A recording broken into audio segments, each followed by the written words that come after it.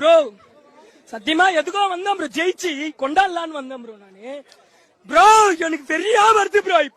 இப்போ காலேஜ் முடிச்சுட்டு வேலைக்கு தேடும் போது இன்டர்வியூ கிடைக்காத போது இப்படி தான் இந்த ஃபீலிங் தான் இருக்கும். ஸோ நான் ஆல்ரெடி சொன்னது தான், வேலை செய்யறதுக்கு ஸ்கோப் இருக்குது. ஈவன் உங்களுக்கு அதில் இன்ட்ரெஸ்ட் இருந்துச்சுன்னா கண்டிப்பாக என்னை ஃபாலோ பண்ணுங்க, நான் அதில் ஐடியாஸ்லாம் தரேன். ப்ரோ ஆப்பர்ச்சுனிட்டிஸே கிடைக்கல ப்ரோ, அப்படியே கிடைச்சாலும் ரொம்ப கஷ்டமாக இருக்குது ப்ரோ. ஸோ நிறைய பேரோட ஃபீலிங்ஸ் இதுதான். சப்போஸ் உங்களுக்கு ஆப்பர்ச்சுனிட்டிஸ் கிடைச்சிச்சு, ஸோ நீங்கள் இன்டர்வியூ அட்டன் பண்ணுறீங்க, அப்போ நம்ம எப்படி இருக்கணும், அதுதான் எனக்கு வேணும்.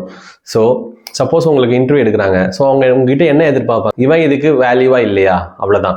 ஸோ அதுக்கு நம்ம என்ன பண்ணணும், சப்போஸ் அவங்க டெக்னிக்காக ஒரு கொஸ்டின் கேட்கும்போது நம்ம அந்த கான்செப்ட் புரிஞ்சிச்சுன்னா நம்ம அழகாக எக்ஸ்பிளைன் பண்ண போகிறோம்.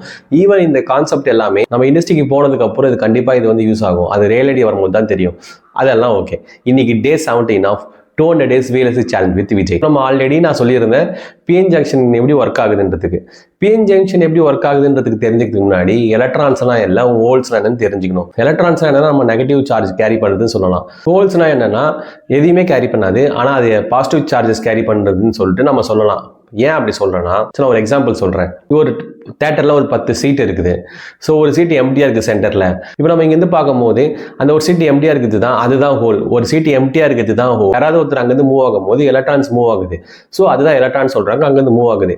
அப்போ நம்ம சடனாக பார்க்கும்போது அந்த சீட்டு தான் மூவ் ஆன மாதிரி இருக்கும். சீட்டு மூவ் ஆகுது, அதில் இருக்கிற ஆள் தான் மூவ் ஆகுது. அது மாதிரி தான் எலக்ட்ரான்ஸ் தான் மூவ் ஆகுது, ஹோல் மூவ் ஆகுது. இப்போ அதே போல தான் இங்கே நம்ம செமிகண்டக்டரில் என்ன பண்ணுறாங்கன்னா, எலக்ட்ரான்ஸ் நெகட்டிவ் சார்ஜரை கேரி பண்ணுது, கரண்ட் ஃப்ளோ ஆகும்போது அது மூவ் ஆகுது, ஹோல்ஸும் பாசிட்டிவ் மூவ் ஆகிற மாதிரி நமக்கு தெரியுது.